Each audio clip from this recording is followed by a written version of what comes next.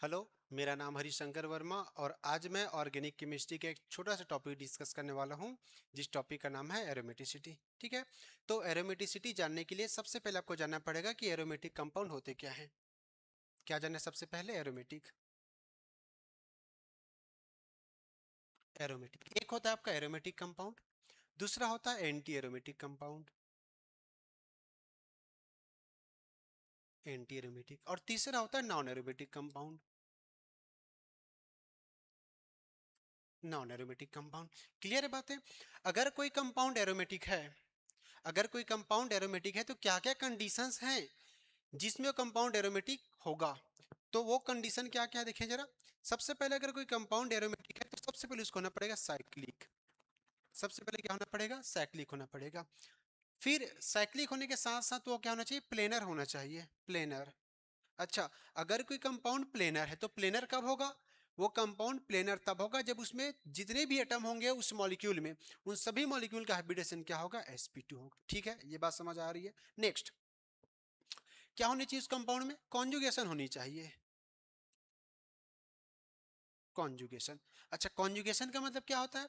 Conjugation का मतलब resonance होता है, टाइप ऑफ रेजोनेंस ही है ना।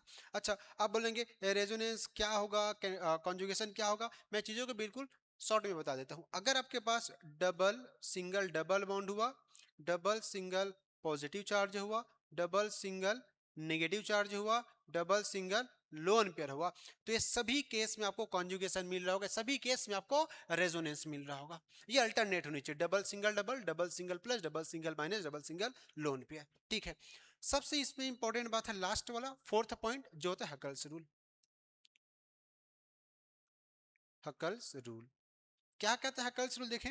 हकल्स रूल ने यह कहा कि अगर किसी कंपाउंड के पास नंबर ऑफ पाई इलेक्ट्रॉन कितने हैं? 4n+2 है, 4n+2 पाई इलेक्ट्रॉन है, तो क्या होगा? वो एरोमेटिक होगा। तब जाके क्या होगा? एरोमेटिक। इसका मतलब साइक्लिक होना चाहिए, प्लेनर होना चाहिए, कॉन्जुगेशन होना चाहिए, और लास्ट बट मोस्ट इंपॉर्टेंट क्या? हकल्स रूल फॉलो करने चाहिए। ठीक है। अगर मैं यहाँ एन का वैल्यू रख देता हूँ 0, 1, 2, 3, 4, तो नंबर ऑफ पाई इलेक्ट्रॉन मुझे कितने मिल रहे होंगे? 2। यहाँ हो जाएगा 6, यहाँ आ जाएगा 10। ये ऐसे कंटिन्यू चल रहा हो। क्या है आपके पास? ये नंबर ऑफ पाई इलेक्ट्रॉन सही है। ठीक। फिर मैं आ जाता हूँ एंटी एरोमेटिक। अगर मैं बात करता हूँ एंटी एरोमेटिक, तो एंटी एरोमेटिक होने के लिए सबसे पहले क्या होना चाहिए? साइक्लिक होने चाहिए, साइक्लिक जो यहाँ भी था। दूसरी बात, इसमें प्लेनर होना चाहिए, ये प्लेनर, जो ये भी था प्लेनर, है ना। और प्लेनर का मतलब sp2 हाइब्रिडाइज्ड एटम होने चाहिए पूरे सिस्टम में। मैं एक एटम की बात नहीं कर, जो भी आपके पास मॉलिक्यूल है, जो भी आपके पास कंपाउंड है, उसमें जितने भी एटम हैं सभी का हाइब्रिडेशन क्या होना चाहिए? sp2 होने चाहिए, तब जाके वो प्लेनर होगा। नेक्स्ट, कॉन्जुगेशन होनी चाहिए। नेक्स्ट क्या होना चाहिए? कॉन्जुगेशन। अच्छा, अभी कुछ लोगों को लग रहा होगा या आपको ऐसा समझ आ रहा होगा कि भाई इसमें से वो पॉइंट सेम है जो पॉइंट इनमें भी सेम है। बिल्कुल, 3 पॉइंट एंटी एरोमेटिक और एरोमेटिक के समय पर चौथा पॉइंट क्या है? डिफरेंट है। इसमें नंबर ऑफ पाई इलेक्ट्रॉन होने चाहिए 4n। क्या होने चाहिए? 4n पाई इलेक्ट्रॉन होने चाहिए। यहाँ आप n का वैल्यू 1, 2, 3, 4, 5 ऐसे अगर रखेंगे तो आपको यहाँ पाई इलेक्ट्रॉन्स कितने मिलेंगे? पाई इलेक्ट्रॉन्स आपको मिलेंगे 4 के मीटर, मतलब 4, 8, 12, 16, 20 ऐसे आपको पाई इलेक्ट्रॉन्स मिल रहे होंगे। तो ये क्राइटेरिया है किसके लिए? एंटी एरोमेटिसिटी के लिए। ठीक है। फिर लास्ट आ जाएगा आपका नॉन एरोमेटिक। नॉन एरोमेटिक क्या होगा? अगर स्टार्टिंग के 3 में से एक भी फेल हो गया तो क्या होगा? वो नॉन एरोमेटिक। इसका मतलब any one from first three is fail, then क्या होगा? वो एरोमेटिक। गलती से अगर कोई कंपाउंड प्लेनर नहीं है, कोई साइक्लिक नहीं है, या फिर कॉन्जुगेशन नहीं है, तो ऐसे केस में क्या हो जाएगा? वो नॉन एरोमेटिक हो जाएगा। क्लियर है बातें? तो ये तो हो गए कंडीशंस, ये तो हो गए क्राइटेरिया। अब इनको हमें क्वेश्चन पे अप्लाई करना है। ये देखें कैसे अप्लाई कर रहे होंगे क्वेश्चन में। तो यहां आ जाएगा आपके पास है क्वेश्चंस, देखें जरा। मैं बात करता हूं फर्स्ट। अगर मैंने ऐसे ही लिख दिया, ये मैंने कंपाउंड लिख दिया, जहां सिंपल एक आपको ऐसा दिख रहा होगा। आपको देख के समझ आ रहा होगा कि ये क्या आपके पास है, साइक्लिक है। पर आप देख पा रहे हो कि डबल के बाद सिंगल सिंगल है, इसका मतलब यहाँ कॉन्जुगेशन नहीं है। क्या नहीं है? कॉन्जुगेशन नहीं है। और यहाँ प्लेनारिटी भी नहीं है, मतलब ये प्लेनर भी नहीं है। ठीक है, तो ऐसे केस में इस कंपाउंड को मैं क्या बोलूंगा, इस कंपाउंड को मैं बोलूंगा नॉन एरोमेटिक। क्या बोलूंगा इसको मैं? Non aromatic. ठीक है, नेक्स्ट आ जाए सेकंड नंबर। अगर मैंने ऐसे कंपाउंड ले लिया ये और यहां लिख दिया मैंने ये प्लस चार्ज। अब देखें, सबसे पहली बात, ये साइक्लिक है कि नहीं है? ये देखें तो सर ये साइक्लिक भी है। डबल सिंगल प्लस, इसका मतलब क्या है, इसमें कॉन्जुगेशन भी है, साइक्लिक भी है, कॉन्जुगेशन भी है। और सभी कार्बन का हाइब्रिडेशन क्या है? sp2 है। इसका मतलब क्या है? ये प्लेनर भी है, प्लेनर भी है, ये प्लेनर भी है। और नंबर ऑफ पाई इलेक्ट्रॉन मैं कैलकुलेट करूंगा। अगर 4 के मल्टीपल हुए, 4 के मल्टीपल हुए तो एंटी एरोमेटिक। अगर 4 के मल्टीपल नहीं हुए, जैसे अगर आपका नंबर ऑफ पाई इलेक्ट्रॉन 2 आता है, 6 आता है, 10 आता है, 14 आता है, तो क्या होगा? एरोमेटिक। आपको देख के समझ आ रहा होगा कि इसमें pi electron, number of pi electron कितने हैं? 2 है। और नंबर ऑफ पाई इलेक्ट्रॉन इसमें 2 है, इसका मतलब ये कंपाउंड मेरे पास क्या होगा? ये एरोमेटिक होगा। ठीक, नेक्स्ट थर्ड, ये देखें, इस कंपाउंड में आपको देख के समझ आ रहा होगा कि कंपाउंड साइक्लिक भी है, इस कंपाउंड में कॉन्जुगेशन भी है, ये कंपाउंड प्लेनर भी है। पर total number of pi electrons, total number of pi electrons calculate करेंगे तो यहाँ 2 ये हुआ और 2 मतलब ये, यहाँ पाई इलेक्ट्रॉन्स मेरे कितना मिल रहा होगा? यहाँ 4 मिल रहा होगा। अगर पाई इलेक्ट्रॉन मुझे 4 मिला है, इसका मतलब क्या होगा? ये एंटी एरोमेटिक है। 4 के मल्टीपल पाई इलेक्ट्रॉन, 4 के मल्टीपल पाई इलेक्ट्रॉन मतलब वो एंटी एरोमेटिक होगा। ठीक है, नेक्स्ट क्वेश्चन, नेक्स्ट क्वेश्चन देखेंगे यहाँ फोर्थ नंबर। अगर मैं ये कंपाउंड लिख देता हूँ यहाँ, ये जिसको आप बेंजीन कहते हैं। देखें, सबसे पहली बात देखिए ध्यान से कि ये जो बेंजीन है, बेंजीन ये मेरे पास क्या है? ये बेंजीन साइक्लिक भी है, अल्टरनेट डबल बॉन्ड है। अल्टरनेट डबल बॉन्ड, इसका मतलब क्या है? यहाँ कॉन्जुगेशन भी है। और सभी कार्बन का हाइब्रिडेशन क्या है? sp2 है। और sp2 हाइब्रिडेशन की वजह से ये प्लेनर भी है। Total number of pi electron अगर मैं कैलकुलेट करता हूं तो total number of pi electron, 3 pi bond है, 1 पाई बॉन्ड मतलब 2 पाई इलेक्ट्रॉन, और 3 पाई बॉन्ड का मतलब मेरे पास हो जाएगा ये पाई इलेक्ट्रॉन कितने हो जाएंगे? 6। और 6 होगा मतलब क्या होगा? ये एरोमेटिक होगा। ठीक है, नेक्स्ट, नेक्स्ट फिफ्थ नंबर, ये देखें, अगर मैंने ऐसे कंपाउंड ले लिया, ऐसे ये मैंने कंपाउंड ले लिया, ये मेरे पास एक प्यारा सा बढ़िया सा कंपाउंड ले लिया मैंने ये, और यहाँ मैंने लिख दिया प्लस। मैंने एक और कंपाउंड लिया, चीजों को आप कंपेयर करेंगे बस। ये यहाँ डबल बॉन्ड है अल्टरनेट में, यहाँ माइनस का चार्ज है। सेवेंथ नंबर, ये यहाँ किसी भी टाइप का चार्ज है नहीं। अब देखिए ध्यान से, आपको इस कंपाउंड में देख के समझ आ रहा होगा कि पहली बात ये साइक्लिक है ना, अल्टरनेट डबल बॉन्ड है, और सभी कार्बन का हाइब्रिडेशन sp2 है। इसका मतलब ये प्लेनर भी है और यहाँ कॉन्जुगेशन भी है। Total number of pi electron में कैलकुलेट करता हूँ तो यहाँ मुझे ये कितना पाई इलेक्ट्रॉन मिलता है? 6 पाई इलेक्ट्रॉन मिल रहा है। और अगर 6 पाई इलेक्ट्रॉन है, इसका मतलब ये जो कंपाउंड है मेरे पास क्या होगा? ये एरोमेटिक होगा। क्या होगा? ये एरोमेटिक होगा। नीचे वाला कंपाउंड देखें, अगर मैं इस कंपाउंड की बात करता हूँ तो यहाँ भी आपको साइक्लिक मिलेगा, है ना, प्लेनर मिलेगा, और क्या मिलेगा? ये कॉन्जुगेशन मिलेगा। पर यहाँ total number of pi electron आप कैलकुलेट करेंगे तो यहाँ आपको यहाँ total number of pi electron 8 मिल रहा होगा। और अगर यहाँ 8 पाई इलेक्ट्रॉन है, इसका मतलब ये जो कंपाउंड होगा क्या होगा? ये आपका ये एंटी एरोमेटिक होगा। 4 के मल्टीपल 8, एंटी एरोमेटिक। इस कंपाउंड में आपको देख के समझ आ रहा होगा कि इस कार्बन का हाइब्रिडेशन मेरे पास क्या है? sp3 है। और sp3 का मतलब क्या होगा? ये टेट्राहेड्रल नॉन प्लेनर होगा। ये क्या होगा? ये नॉन प्लेनर होगा। और अगर ये मेरे पास नॉन प्लेनर है, और नॉन प्लेनर का मतलब क्या होगा? ये मेरे पास ये नॉन एरोमेटिक होगा। क्या होगा? ये नॉन एरोमेटिक होगा। नेक्स्ट क्वेश्चन देखें, यहाँ अगर मान लो मैं एक कंपाउंड ये ले लेता हूं कि मैंने यहाँ बेंजीन रिंग में एक कार्बन की जगह में नाइट्रोजन फिट कर रखा है ऐसे, मैंने यहाँ एक ये ले लिया, यहाँ मैं लेता हूँ यहाँ बोरॉन, अल्टरनेट में मैंने क्या लगा लिया? यहाँ डबल बॉन्ड लगा दिया। ठीक,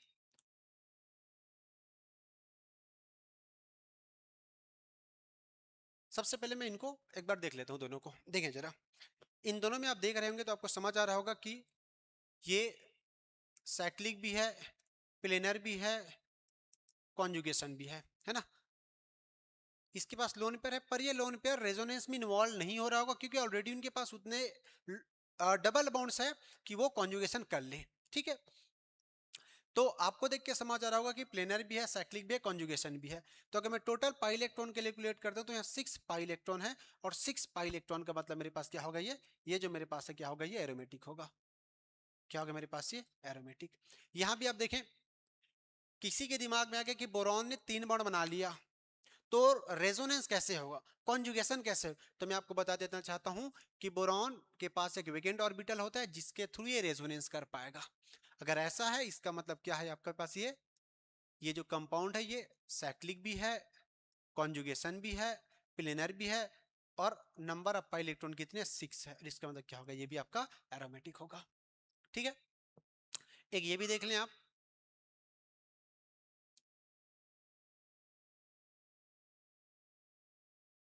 प्लस। इस कंपाउंड को देख के आपको समझ आ रहा होगा कि ये कंपाउंड क्या आपके पास है, साइक्लिक भी है ना, और कॉन्जुगेशन भी है, प्लेनर है। पर यहाँ पाई इलेक्ट्रॉन कैलकुलेट करेंगे तो कितना आ गया, 4 आएगा। 4 पाई इलेक्ट्रॉन, और 4 पाई इलेक्ट्रॉन का मतलब होगा कि आपके पास ये एंटी एरोमेटिक। ठीक है, कुछ और एग्जांपल्स है, देखिए ध्यान से। मैं यहाँ ले लेता हूँ ये एक कंपाउंड ले लेता हूँ मैं, दूसरा मैंने यहाँ एक और कंपाउंड ले लिया, ये ऑक्सीजन डाल दिया मैंने, है ना, ऑक्सीजन फिट कर दिया मैंने यहाँ, ऑक्सीजन ये। फिर मैंने यहाँ ले लिया नाइट्रोजन। अगर मैं इनमें चेक करूंगा कि कंपाउंड एरोमेटिक है, एंटी एरोमेटिक है, नॉन एरोमेटिक है, तो देखिए सल्फर के पास भी लोन पेयर होगा, ऑक्सीजन के पास भी लोन पेयर होगा, नाइट्रोजन के पास भी लोन पेयर होगा, और इन तीनों के तीनों नाइट्रोजन, सल्फर, ऑक्सीजन के लोन पेयर रेजोनेंस में क्या हो रहा होगा, इन्वॉल्व हो रहा होगा। और अगर रेजोनेंस में इन्वॉल्व होगा, इसका मतलब ये कंपाउंड आपको देख के समझ आ रहा होगा, साइक्लिक तो है ही, कॉन्जुगेशन देख के समझ आ रहा है, प्लेनर भी है। Total number of pi electron में कैलकुलेट करूंगा तो दो, तो ये मुझे ये दिख रहा है, दो, दो का मतलब 2 पाई बॉन्ड का मतलब 4 पाई इलेक्ट्रॉन, और 2 इलेक्ट्रॉन मुझे ये दिख रहा है। इसका मतलब मुझे total number of pi electron कितना मिला, 6 पाई इलेक्ट्रॉन मिला, मतलब क्या होगा, ये एरोमेटिक होगा। As it is same condition यहाँ भी लग रहा होगा, है ना, कि ये भी आपका क्या होगा, साइक्लिक होगा, यहाँ भी कॉन्जुगेशन होगा, ये भी प्लेनर होगा, यहाँ भी 6 पाई इलेक्ट्रॉन होगा, ये भी क्या होगा आपका, ये एरोमेटिक। सेम चीज यहाँ भी साइक्लिक होगा, कॉन्जुगेशन होगा, प्लेनर होगा, और यहाँ भी 6 पाई इलेक्ट्रॉन मिल रहे होंगे, इसका मतलब ये भी क्या होगा, एरोमेटिक होगा। ऐसे चेक करते हैं किसी कंपाउंड की एरोमेटिसिटी, कि वो एरोमेटिक है, कि एंटी एरोमेटिक है, कि नॉन एरोमेटिक है। नेक्स्ट मैं आगे बढ़ता हूँ और पहुंच जाता हूँ मैं यहाँ। देखें जरा, कुछ और क्वेश्चन लगाते हैं, बिल्कुल ध्यान से चीजों को बस देखते जाइए आप। मैंने एक कंपाउंड यहाँ ये ले लिया कि मेरे पास है ये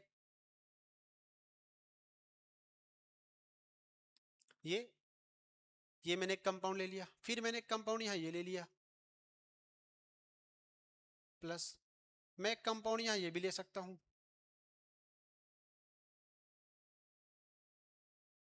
ऑक्सीजन के साथ ऐसे।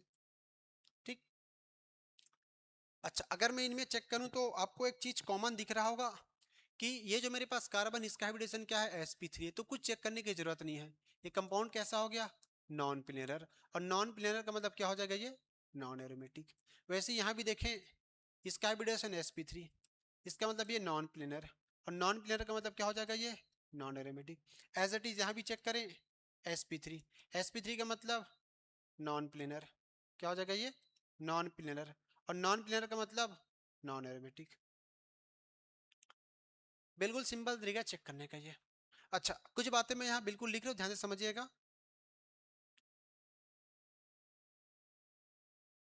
Loan pair involve in resonance, not consider in hybridisation. जो भी लोन पेयर रेजोनेंस में इन्वॉल्व हो रहा होगा उसको मैं हाइब्रिडाइजेशन का पार्ट नहीं मानूंगा, बहुत इंपॉर्टेंट बात है ये। क्लियर है बातें। जो लोन पेयर कॉन्जुगेशन में वाला होगा, रेजोनेंस में वाला होगा, उसको मैं हाइब्रिडेशन का पार्ट नहीं मान रहा हूँ। ठीक है, नेक्स्ट यहां आ जाए। अगर मैंने बोला बताओ ये कंपाउंड एरोमेटिक है, एंटी एरोमेटिक है, नॉन एरोमेटिक है, प्लस या माइनस, देखें तो ये कंपाउंड आपको देख के समझ रहा हो कि साइक्लिक है। ठीक है, साइक्लिक है, इसमें कॉन्जुगेशन भी है और ये प्लेनर भी है। देखिए ये क्या है, बस ये बेंजीन ही तो है, प्लस माइनस है, बॉन्ड मैंने ब्रेक किया, एक में गया प्लस, एक में गया माइनस, इसका मतलब यहाँ 6 पाई इलेक्ट्रॉन है। और अगर इसमें 6 पाई इलेक्ट्रॉन है, इसका मतलब क्या होगा, ये एरोमेटिक होगा। क्या होगा, ये एरोमेटिक। कुछ इंपॉर्टेंट एक्सेप्शनल है ना, ये एक्सेप्शनल, देखिए ध्यान से, ये मैं कंपाउंड लिख रहा हूं यहाँ, चीजों को ध्यान से समझिएगा। देखिए ये कंपाउंड साइक्लिक भी है, प्लेनर भी है और इसमें कॉन्जुगेशन भी है। साइक्लिक भी है, प्लेनर भी है और कॉन्जुगेशन भी है। देखने से समझ आ रहा है कि इसमें टोटल नंबर पाई इलेक्ट्रॉन कितने हैं, 8 पाई इलेक्ट्रॉन है। कितने पाई इलेक्ट्रॉन है इसमें, 8 पाई इलेक्ट्रॉन है। और इसका मतलब इसे क्या होना चाहिए, एंटी एरोमेटिक। बट ये एंटी एरोमेटिक नहीं होता है।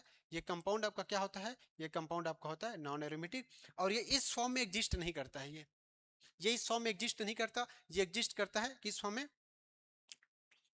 टब लाइक स्ट्रक्चर बनाता है। जैसे टब का स्ट्रक्चर होता है, बस बिल्कुल वैसे ही एग्जिस्ट करता है ये, कुछ ऐसे। देखिए यहाँ होगा डबल बॉन्ड, यहाँ यहाँ और यहाँ ऐसे, ये इस फॉर्म में स्ट्रक्चर, इस फॉर्म में ये एग्जिस्ट करता है, टब लाइक स्ट्रक्चर।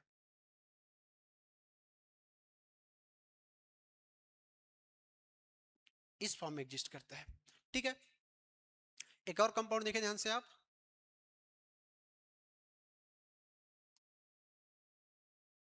ये single double single double single double single double.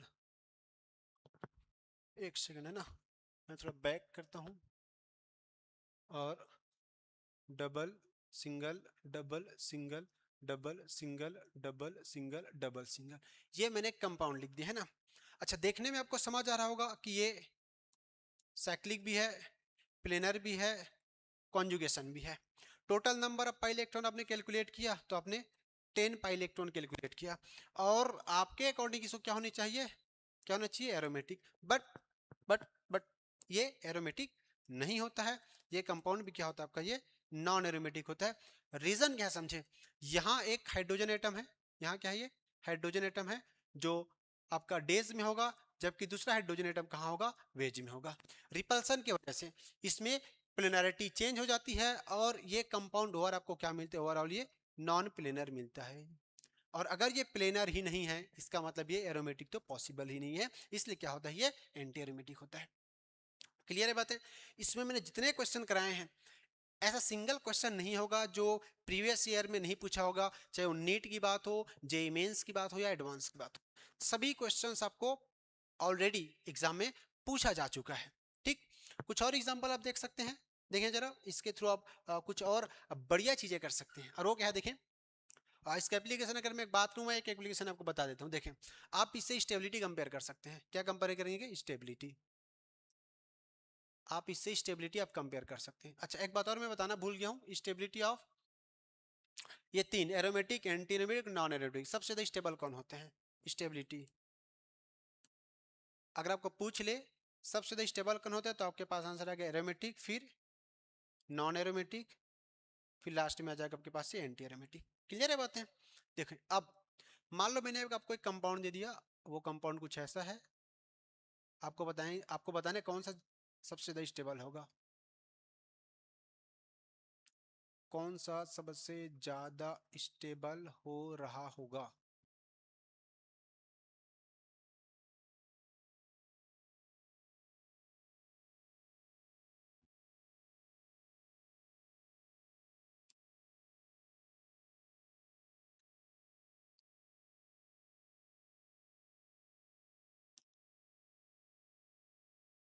ये देखें जरा, कोई पूछ ले तीनों में सबसे ज्यादा स्टेबल कौन सा है, तो आप चेक करेंगे तो आपको समझ आएगा कि ये क्या होगा आपके पास, एरोमेटिक, ये क्या होगा, एंटी एरोमेटिक, जबकि ये क्या होगा, नॉन एरोमेटिक। अच्छा, अब अगर ये मेरे पास ए है, ये मेरे पास बी है और ये मेरे पास सी है, तो अगर मैं स्टेबिलिटी के ऑर्डर में इनको अरेंज करूंगा तो सबसे ज्यादा स्टेबल ए मतलब सामने आ जाएगा, फिर नॉन एरोमेटिक इसका मतलब सी, और बी सबसे अनस्टेबल होगा क्योंकि क्या है वो एंटी एरोमेटिक है। ये स्टेबिलिटी कंपेयर करने का तरीका होता है। उसके बाद कुछ एक दो एग्जांपल और देखिए ध्यान से। जैसे मैंने एक कंपाउंड लिख दिया,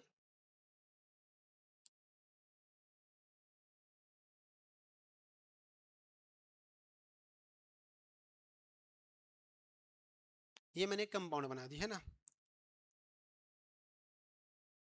ये ऐसा है। अब मैंने बोला आप इसको, इस बॉन्ड इसमें से आप एक बॉन्ड को ब्रेक करो, इसमें से एक बॉन्ड को ब्रेक करो, और ब्रेक करने के बाद आपको समझ आ रहा होगा या तो ऊपर में प्लस जाएगा या तो नीचे में माइनस जाएगा, या तो ऊपर में माइनस जाएगा नीचे में प्लस जाएगा, बताए कौन सी वाले में स्टेबिलिटी ज्यादा होगी। तो आपको समझ आ रहा होगा स्टेबिलिटी तब बढ़ेगी जब एरोमेटिसिटी बढ़ रहा होगा। देखिए ध्यान से, अगर ऊपर में माइनस जाएगा तो total number of pi electron कितने हो जाएंगे इसमें, 6 पाई इलेक्ट्रॉन होंगे। कब, जब ऊपर में जाएगा माइनस। नीचे में प्लस जाएगा तो टोटल पाई इलेक्ट्रॉन कितने होंगे, 2 होंगे। कब, जब पाई इलेक्ट्रॉन, कब 2 होंगे, जब प्लस आएगा। इसका मतलब जो ये वाला इसमें बॉन्ड ब्रेकिंग का जो सिस्टम है ये बिल्कुल सही है, क्योंकि इससे एरोमेटिसिटी बढ़ रही है। इनकेस अगर आप उल्टा कर देते तो ऊपर वाला भी क्या हो जाता आपका, ऊपर वाला भी नॉन एरोमेटिक एंटी एरोमेटिक हो, तो नीचे वाला भी एंटी एरोमेटिक हो। कब, जब ऊपर में आप प्लस लगा देंगे नीचे आप माइनस लगा देंगे। तो ये बॉन्ड ब्रेक करने का एक बेहतरीन तरीका है। ठीक है, सेम वैसे ही एक और एग्जांपल्स।